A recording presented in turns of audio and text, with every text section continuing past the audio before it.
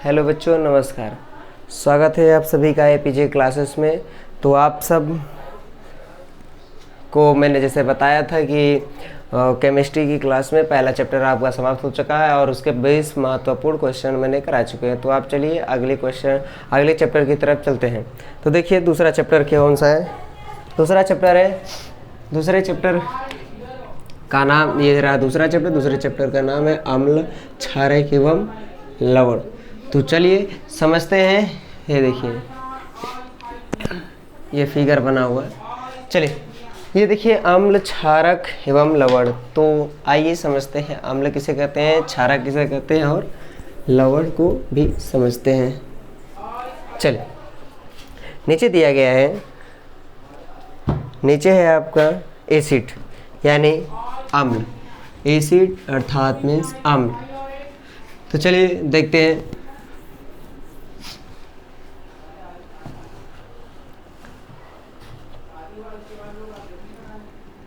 ये स्वाद में खट्टे होते हैं। ये नीले लिटमस पेपर को लाल में बदल देते हैं। ये जलीय विलयन में H+ आयन देते हैं। एसिड शब्द लैटिन भाषा से लिया गया है जिसका अर्थ होता है मीन्स खट्टा। प्रबल अम्ल जैसे HCl, हाइड्रोक्लोरिक अम्ल, और हाइड्रोजन सल्फेट, और यहाँ पर दिया है HNO3। तो देखिए ये 3 एग्जाम्पल्स दिए गए हैं एसिड के, तो जिनको हमें समझना है क्योंकि ये सब क्या है, खट्टे, यानी ये एसिड पदार्थ है, ठीक है, यानी ये सब अम्ल है। तो देखिए अम्ल एसिड दिया है। एसिड क्या होता है, एसिड स्वाद में क्या होते हैं, खट्टे होते हैं, खट्टापन। और ये नीले लिटमस पेपर को क्या कर देते हैं, नीले लिटमस पेपर को क्या कर देते हैं, लाल कर देते हैं। तो चलिए कल हो सकता है हम प्रैक्टिकल के लिए कल हम लिटमस पेपर्स और नींबू यानी एसिड से वो भी खट्टा है, तो हम उस पर एक्सपेरिमेंट कराकर आपको लाइव दिखाएंगे इस वीडियो के थ्रू। तो कल हम इसका एक्सपेरिमेंट करेंगे ज़रूर, लेकिन आपको दिखाएंगे। तो चलिए आगे दिया है जलीय विलयन में क्या करते हैं, ये H+ आयन को देते हैं। और ये स्वाद जो यानी कहने का अर्थात यह है, जो ये एसिड शब्द है ये किससे लिया गया है, लैटिन भाषा से लिया गया है। एसिड का मतलब क्या हो गया कि खट्टा, क्या हो गया, खट्टा। जैसे एग्जांपल के तौर पे HCl, H2SO4 और HNO3। अब चलिए अब देखिए ये तो रहा प्रबल अम्ल, यानी कहने का अर्थात एसिड में एक है प्रबल और एक है दुर्बल, ठीक है। तो चलिए देखते हैं दुर्बल अम्ल। आप पहले तो हमने क्या पढ़ लिया, प्रबल, अब चलते हैं दुर्बल पर।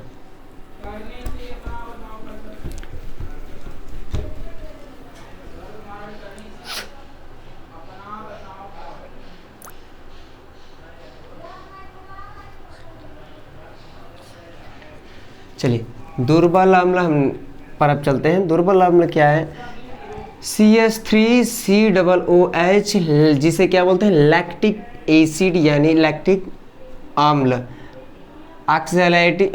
ऑक्सैलिक अम्ल भी इसे बोलते हैं। और सांद्र अम्ल यानी अम्ल 3-4 प्रकार से, जैसे हमने पहला पढ़ लिया था प्रबल, दूसरा पढ़ा है दुर्बल, और तीसरा क्या है आपका सांद्र, तीसरा है सांद्र, और चौथा है तनु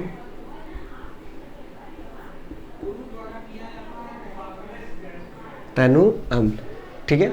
चलिए तो अब देखिए पढ़ते हैं डिफिनेशंस को उनकी, जो दिया गया है। सांद्र अम्ल जिसमें अम्ल अधिक मात्रा में होता है जबकि जल अल्प मात्रा में, यानी पानी यानी जल वाटर क्या होता है, थोड़ी मात्रा में होता है, लेकिन उसमें अम्ल की मात्रा क्या होती है, अधिक होती है। तो उसे ऐसे हम लोग क्या बोलते हैं, सांद्र अम्ल बोलते हैं। अब चलिए दूसरे पर चलते हैं। दूसरे पर टॉपिक पर दिया गया है तनु अम्ल। तनु अम्ल क्या है, जिसमें अम्ल अल्प मात्रा में हो जबकि जल अधिक मात्रा में हो, तो क्या कहलाता है, तनु अम्ल।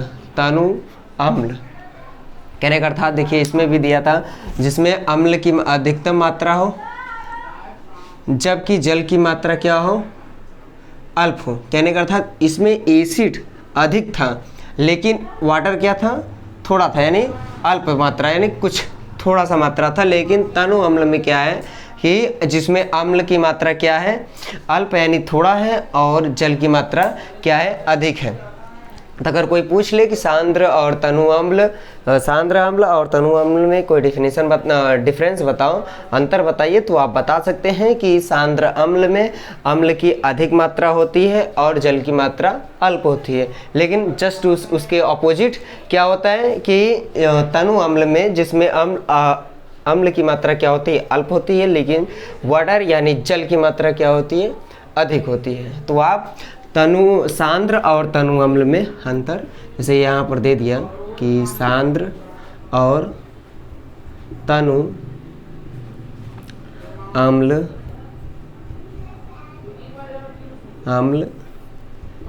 में अंतर, तो एक अंतर तो आपके पास ये पहले से मौजूद है। तो आप क्या कर सकते हो कि आसानी से आप इस प्रश्न का उत्तर आप दे सकते हो। सांद्र अम्ल क्या है, जिसमें कि जल की मात्रा क्या, अम्ल की मात्रा क्या होगी, अल्प होगी, अधिक होगी, लेकिन जल की मात्रा क्या होगी, अल्प होगी। उसी प्रकार उसी के जस्ट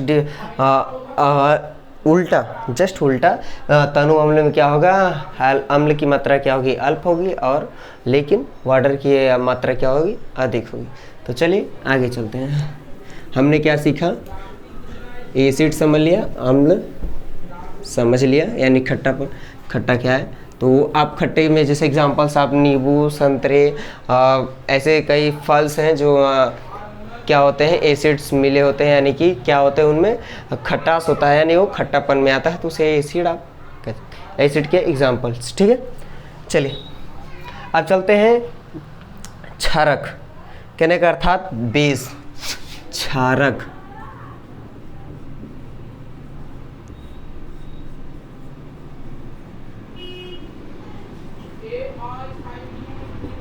क्या है, बेस, क्षारक। ये स्वाद में कड़वे होते हैं। अब इनको समझते हैं कि टॉप पॉइंट वाइज कि ये क्या होता है। तो चलिए, क्षारक ये स्वाद में क्या होता है, कड़वे होते हैं, और ये लाल लिटमस पेपर को क्या कर देते हैं, नीले कर देते हैं। वो क्या करता था, लाल कर देता था, और ये क्या कर दे रहा है, लिटमस पेपर को नीला कर दे रहा है एसिड में। ठीक है, तो देखिए अब ये देखिए, ये जली विलयन में OH वो क्या कर देता था, H प्लस देता था, आयन देता था, लेकिन ये क्या करता है कि OH, ठीक है, OH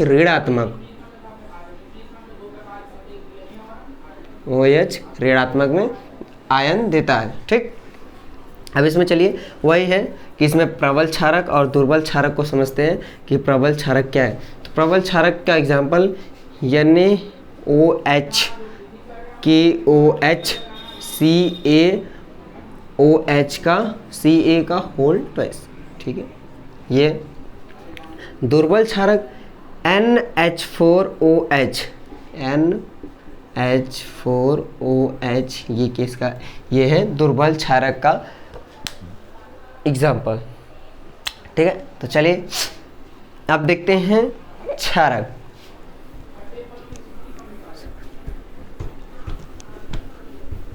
अब चलते हैं थोड़ा सा क्षार पढ़ते हैं, ये क्षार है क्या। ठीक है, क्षार एल्कालिन, कहने का अर्थात यह है जल में घुलनशील क्षारक को क्षार कहते हैं। NaOH, KOH, MgOH का होल ट्वाइस। कहने का अर्थात ये जल में क्या होते हैं, घुलनशील होते हैं। कौन, क्षार। अब लवण पढ़ते हैं, इसी में देखिए तीसरा टॉपिक था आपके पास लवण। तो क्या था पहला टॉपिक, मतलब पहला पॉइंट था आम्ल, क्षारक एवं लवण।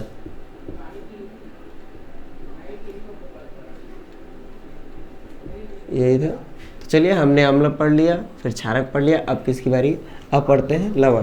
तो लवण क्या चीज़ है, उसको समझते हैं। चलिए, लवण दिया है जैसे साल्ट, इंग्लिश में क्या बोलते हैं, साल्ट। लवण, लवण अम्ल व क्षारक, अम्ल व क्षारक, अम्ल और क्षारक की परस्पर अभिक्रिया से प्राप्त होता है। कहने का अर्थात यह है अम्ल और क्षारक की परस्पर अभिक्रिया से, जैसे अम्ल है, ठीक है, एक सेकेंड यहाँ, जैसे अम्ल प्लस के क्षारक का जब रिएक्शन कराएंगे तो हमें क्या मिलेगा, लवण, क्या प्राप्त होगा, लवण। ठीक है, तो देखिए जैसा कि यहाँ एग्जाम्पल में दिया है, लवण तब आपको प्राप्त होगा जब आप अम्ल व क्षारक की परस्पर अभिक्रिया से प्राप्त होगा। कहने का अर्थात इन दोनों का जब रिएक्शन कराएंगे तो आपको क्या मिलेगा, लवण बनेगा यहाँ पर। ठीक, चलिए ये देखिए उस एग्जांपल के तौर पे दिया, जैसे Na प्लस Cl, तो बराबर क्या हो गया, NaCl सोडियम क्लोराइड हो गया, KCl पोटेशियम प्लस Cl, कहने का था पोटेशियम क्लोराइड हो गया, पोटेशियम क्लोराइड। ये क्या है, ये सब एग्जाम्पल है। ठीक, जहाँ पर ये क्या है, ये है एसिड, ये है एसिड, ठीक है, या हम इसको डिनोट कर देते हैं डायरेक्ट AS से, ठीक है, और ये क्या है आपका यहाँ पर क्षारक AL से। ठीक, ये हो गया। तो अब यहाँ पर क्या बन गया आपका, लवण, जिसे हम बोलते हैं साल्ट। ठीक, चलिए वैसे यहाँ पर भी है। अब ये एसिड पोटेशियम, जैसे एसिड हो गया, AS से डिनोट कर देते हैं। अब इस और ये रहा L, तो क्या हुआ, अब ये रिएक्शन कर दिया है, क्या बन गया आपका साल्ट। ओके, देखिए एग्जाम्पल आपको दिया गया है, उदाहरण सहित ये दिया गया है, तो आपको समझना है कि कहने का अर्थात यह कि जब क्षार, यानी हमने तो अम्ल और क्षारक पढ़ चुका है, हमने पढ़ लिया है, तो अब हमें क्या पढ़ना, लवण। तो लवण होता क्या है, डिफिनेशन के आधार से फिर से एक बार रिवाइज करते हैं। तो लवण कह रहा है अर्थात यह कह रहा है कि लवण अम्ल व क्षारक की परस्पर अभिक्रिया यानी केमिकल रिएक्शन कराने पर आपको क्या प्राप्त होगा, लवण। ठीक है, ये रहा। तो ठीक, अब उदाहरण के तौर पे दिया है aluminium, sodium chloride, potassium chloride, तो आपको एग्जांपल के तौर पे हमने उसको डिवाइड करके यानी तोड़ करके हमने क्या किया, उसे पार्ट करके आपको हमने इसको समझा दिया है एक एक करके कि कैसे NaCl और KCl यानी सोडियम पोटेशियम क्लोराइड ये कैसे एग्जांपल के तौर पे लिखे गए। चलिए अब देखते हैं सूचक, इंडिकेटर्स। चलिए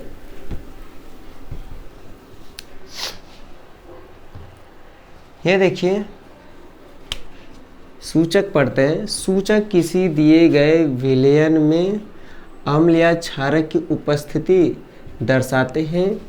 इनका रंग, गंध, रंग यानी कलर और गंध यानी स्वाद, कहने का अर्थात गंध यानी स्मेल। ठीक, स्मेल। अब देखिए स्मेल, आप देखिए अम्लीय या क्षारक माध्यम में बदल जाता है। कह रहा है कि सूचक किसी दिए गए विलयनों में, जैसे विलयन मान लीजिए एक टैब है, ठीक है, ये टैब है, टैब में दिया है कि दिया गया है मान लीजिए एक विलयन भरा हुआ है कुछ,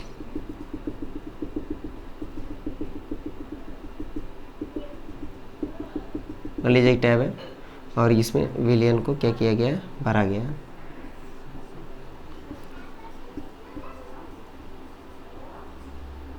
विलयन, ठीक है, में अम्ल यानी एसिड या फिर बेस की उपस्थिति को दर्शाता है। इनका रंग या गंध अम्लीय या क्षारक माध्यम में बदल जाता है। कहने का अर्थात सूचक, इंडिकेटर्स कहने का अर्थात यह सूचक किसी दिए गए विलयनों में अम्ल और क्षारक की उपस्थिति को दर्शाता है कि इसमें अम्ल है या क्षारक है। ठीक है, तो चलिए आगे टॉपिक की ओर बढ़ते हुए।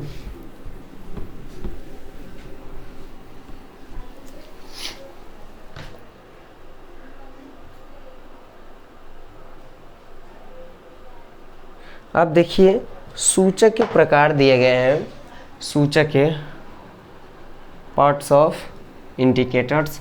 तो देखिए ये रहा सूचक के प्रकार। सूचक के प्रकार में पहला आएगा प्राकृतिक सूचक और कृत्रिम या संश्लेषित सूचक, या और तीसरा क्या है, गंधीय सूचक। तो उसको पढ़ते हैं कि प्राकृतिक नेचुरल इंडिकेटर्स क्या है। ठीक है, इंडिकेटर्स क्या है, तो देखिए ये पौधों में पाए जाते हैं। कौन, प्राकृतिक सूचक यानी नेचुरल इंडिकेटर्स। ठीक है, देखिए अब देखिए इसमें जैसे दिया गया है लिटमस, लाल पत्ता गोभी, हाइड्रीजिया पौधे के फूल और हल्दी। कहने का अर्थात जैसे ये प्राकृतिक नेचुरल में बताया रहा है कि प्राकृतिक सूचक आपको कहाँ पर प्राप्त हो। जैसे क्या दिया है, लिटमस, एक तो ये लिटमस हो गया, फिर उसके बाद लाल पत्ता गोभी, यानी जो लाल कलर के पत्ते की गोभी, मतलब जो गोभी कैसा हम लोग नॉर्मली क्या हरे पत्ते की गोभी खाते, तो और लेकिन इसमें क्या दिया गया है, लाल पत्ता गोभी, यानी वो गोभी, पत्ता गोभी जिसका कलर क्या हो, रेड हो यानी लाल हो। तो उसमें क्या है, ये प्राकृतिक सूचक या नेचुरल इंडिकेटर्स पाए जाते हैं। ठीक है, अब देखिए हाइड्रीजिया पौधे के फूल। हाइड्रीजिया नामक एक पौधा होता है, हाइड्रीजिया नामक एक पौधा होता है जिसके फूलों में क्या पाया जाता है, नेचुरल इंडिकेटर्स। ठीक है, चलिए अब देखिए पढ़ते हैं कृत्रिम संश्लेषित सूचक। कृत्रिम सूचक दिया है, ये रासायनिक पदार्थ हैं, यानी ये क्या है, केमिकल्स। ठीक है, यानी ये रासायनिक पदार्थ हैं। जैसे कि इसमें दिया है मेथिलीन, ऑरेंज और फिनाल्फिथिलीन। ठीक है, इसे जैसे हम इसे फिनाल्फथेलीन। ठीक है, ये मेथिल, ऑरेंज और फिनाल्फथेलीन। ठीक, चलिए अगला देखिए दिया है गंधीय सूचक, स्मेलिंग। ठीक है, स्मेल कैसी, गंधीय, गंध। ठीक है, इन पदार्थों की गंध अम्लीय या क्षारक माध्यम में बदल जाती है, जैसे प्याज और लौंग का तेल।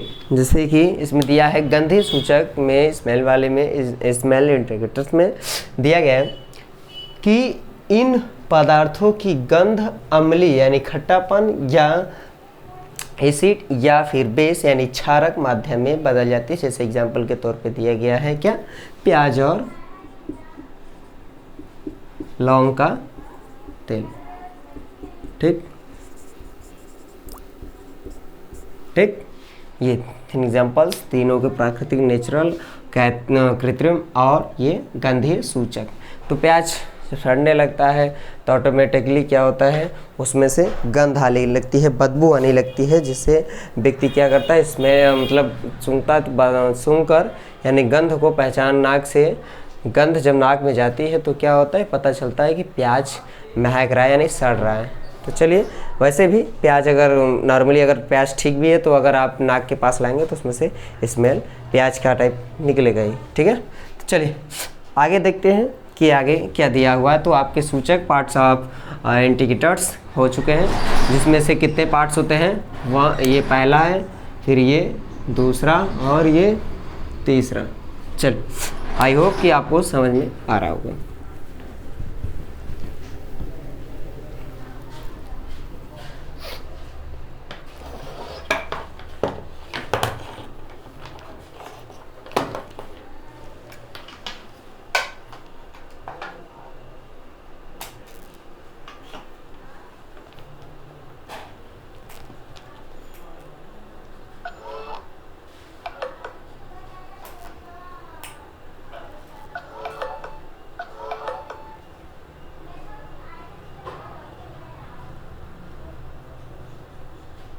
चलिए आगे देखिए, आगे देखते हैं, दिया है अगला पॉइंट सूचक।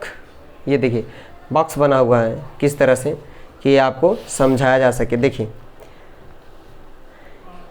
ये दिया गया है, अगला दिया है सूचक। ये कलर थोड़ा ब्लर टाइप का दिख रहा होगा आप सबको, तो ये हम अंडरलाइन कर देते हैं ताकि आपको इजीली समझ में आ जाएगी। देखिए अच्छा दिया है सूचक और एक बॉक्स में क्या बना हुआ है सूचक, ठीक है। यहाँ पर ये कृत्रिम का ये बॉक्स रहा, ठीक है, और ये देखिए, ठीक है। चलिए ये दिया है सूचक प्राकृतिक नेचुरल इंडिकेटर्स में दिया गया है लिटमस लाल पत्ता गोभी, हल्दी, जो अभी हमने पढ़ा है वो क्या, इसी को एक बॉक्स में एक तरीके से एक फॉर्मेट में क्या किया है आपको इंगित कराया। तो हमें ज़रूरत ना, हमें लगता है कि आपको ये हमने पहले ही पढ़ा चुका है तो आप ज़्यादा समझ जाएंगे। अगर आपको नोट्स अगर इसको नोट करने तो हम हट जाते हैं, आप इसको नोट कर लीजिए, ठीक है। तो आप इसको स्क्रीनशॉट भी मारकर रख कर आप नोट्स में इसे लिख भी सकते हो। चलिए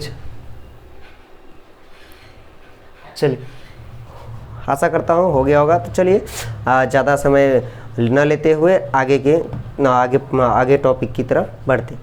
चलिए दिया है अगला टॉपिक है अम्ल एवं क्षारों के रासायनिक गुण, ठीक है। क्वालिटी आपको पहचानी। देखिए अम्ल व क्षारों के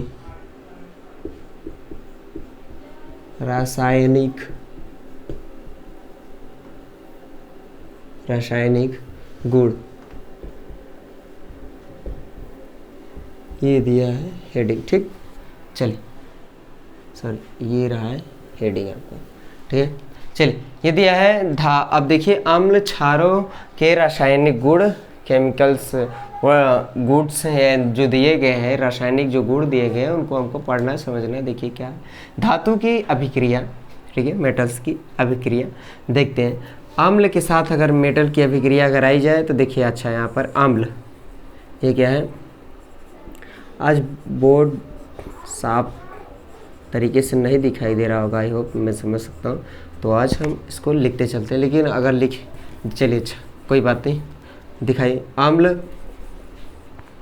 अम्ल प्लस धातु का जब रासायनिक अभिक्रिया केमिकल रिएक्शन कराया गया तो क्या मिला हमको, लवण प्लस हाइड्रोजन प्राप्त हुआ। जैसे देखिए यहाँ पर दिया है, यहाँ देखिए ये दिया है H हाइड्रोक्लोरिक, ठीक, ये हाइड्रोक्लोरिक अम्ल हो गया। ये रहा जिंक, ये क्या है जिंक, ठीक है। ये किसमें, ये देखिए धातु ग्रुप क्या है, धातु कहने का था, ठीक। ये जिंक धातु और ये क्या है अम्ल। जब इन दोनों का रिएक्शन कराएगा, जैसे कि हम नीचे लिख रहे हैं ऊपर भी लिखा ऑलरेडी, तो देखिए केमिकल रिएक्शन कराने के बाद जिंक क्लोराइड और हाइड्रोजन क्या हो रहा है वहाँ से निकल रहा है, ठीक है, यानी हाइड्रोजन दे रहा है, निकल रहा है, ठीक है। तो देखिए अम्ल के साथ अगर धातु का अगर अम्ल के साथ रिएक्शन कराएंगे तो हमें क्या क्या मिलेगा, हमें लवण प्लस हाइड्रोजन उत्सर्जित हुआ दिखेगा, यानी निकलता हुआ दिखेगा, ठीक है। चलिए देखिए एक बार फिर से देख लेते हैं। देखिए दिया है अम्ल प्लस के धातु, यानी अम्ल का एसिड का मेटल से जब साथ में रिएक्शन कराया गया तो केमिकल रिएक्शन कराया गया तो बाद में उत्पाद के तौर पे हमको क्या मिला, लवण प्लस के हाइड्रोजन हमें प्राप्त हुआ, ठीक है, साल्ट। चलिए ये देखिए जो हाइड्रोजन है ये क्या हो रहा है, निकल रहा है, और आपको क्या मिल रहा है, जिंक क्लोराइड आपको मिल रहा है। तो चलिए अब देखते हैं हमारा क्या हो गया, अम्ल के साथ हमने देख लिया धातु का रिएक्शन। अब चलते हैं हम लोग क्षारक, ठीक है, बेस का देखते हैं किसके साथ, मेटल के साथ। अब देखते हैं दिया है क्षार प्लस के धातु का जब रासायनिक केमिकल रिएक्शन कराया गया, रासायनिक अभिक्रिया कराई गई तो क्या मिला हमको, लवण प्लस हाइड्रोजन, सेम चीज़ें, मतलब अगर आप अम्ल से धातु यानी एसिड से मेटल का रिएक्शन कराते हैं तो भी आपको लवण प्लस के हाइड्रोजन मिलेगा और हाइड्रोजन क्या होगा, उत्सर्जित निकलेगा। ठीक है, अब देखिए, अब जब क्षारक के साथ अगर धातु का रिएक्शन कराया गया तो वहाँ पर भी आपको क्या मिला, क्षार प्लस के धातु केमिकल रिएक्शन कराया गया तो क्या मिल गया, लवण प्लस के हाइड्रोजन, जो कि उत्सर्जित यानी निकलता हुआ क्या हुआ, दिखाई दे रहा होगा यहाँ पर, देखिए। ठीक है, ये H2 और ये ठीक निकलता हुआ दिखाई दे रहा है, जिसे हम सोडियम जिंकेट, क्या है, सोडियम जिंकेट कहते हैं। ये Na2ZNO2 क्या है, सोडियम जिंकेट। चलिए अब देखिए, आई होप आपको समझ में आएगा। चलिए अब नीचे देखते हैं, नीचे वाला टॉपिक देखिए। अब देखिए नीचे से आप पिछले बताए गए प्रत्येक क्वेश्चन, प्रत्येक टॉपिक को समझ लेंगे अच्छे तरीके से। देखते हैं आगे क्या टॉपिक है, क्या पढ़ना है। चलिए देखिए, ये तो पब टैक्स दिया है तो इसको छोड़िए। ये है पब टैक्स करने का अर्थात आप देख सकते हैं। देखिए अच्छा दिया क्या है, पहले आप बता दिया। पब टैक्स, हाइड्रोजन गैस से निहित परखनली के पास जब एक जलती हुई मोमबत्ती लाई जाती है तो पॉप की ध्वनि उत्पन्न होती है। इस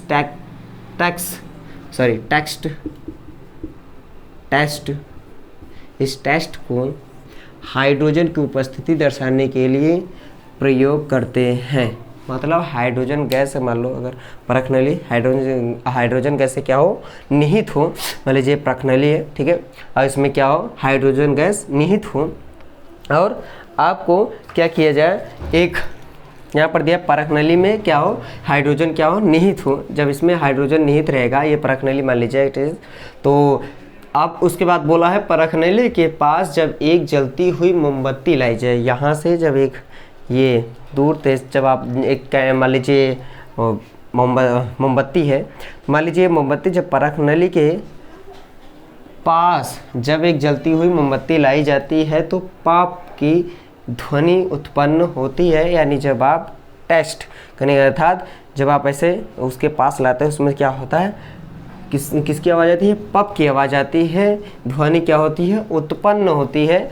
इस टेस्ट को हाइड्रोजन की उपस्थिति दर्शाने के लिए, यानी कि इसमें क्या है, हाइड्रोजन है, और ये जब आपने लाइटर लाया तो गर्माहट यानी जो हीट प्रदान हुआ उसकी वजह से क्या हो गया, ये जब बोलता है पप, यानी कहने का अर्थात है कि जब ये आग, ये जो हीट है, क्या किया गया, परखनली के पास लाया गया। जब परखनली के पास लाया गया तो ये क्या, ये हीटिंग उष्मा, मतलब उष्मा इसको दिया, यानी ये इसके पास से क्या हुआ, उष्मा अगर ऐसे मोमबत्ती इसको कर दिया जाए तो ये जो परखनली है उसमें से पप की क्या आवाज़ आएगी, यानी ये क्या हो जाएगा, टूट भी सकता है। देखिए ये जो पप की ध्वनि आई है, जो पप की ध्वनि आई, इस टेस्ट को ही क्या, हाइड्रोजन की उपस्थिति, यानी कहने का अर्थात कि इस परखनली में क्या है, हाइड्रोजन है, ये आपको पता चल जाएगा इस एक्सपेरिमेंट से। ठीक है, चलिए आगे चलिए देखते हैं क्या दिया गया है। आगे दिया गया है धातु कार्बोनेट तथा धातु बाइकार्बोनेट की अभिक्रिया। चलिए ये भी देख लेते हैं, दिया गया है।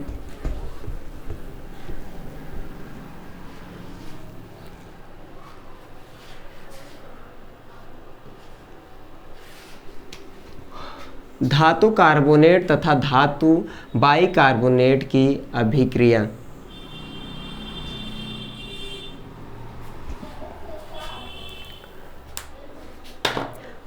तो चलिए आज के लिए बस इतना ही। माफ़ी चाहूँगा वीडियो को ज़्यादा बड़ा न करते हुए, आज के लिए बस इतना ही। धन्यवाद आप सभी का एपीजे क्लासेस में जुड़े रहने के लिए। आप सब अगर वीडियो अच्छी लगी हो तो लाइक करिए, कमेंट करिए, कमेंट ज़रूर करिएगा, क्योंकि आपके डाउट्स हमको समझ में आएंगे कि आपको कहाँ से डाउट्स है, यानी आप पढ़ रहे हो तो यानी आपको कहाँ पर डाउट है, आप कमेंट बॉक्स में ज़रूर कमेंट करिएगा, और चैनल को लाइक एवं सब्सक्राइब ज़रूर करिएगा।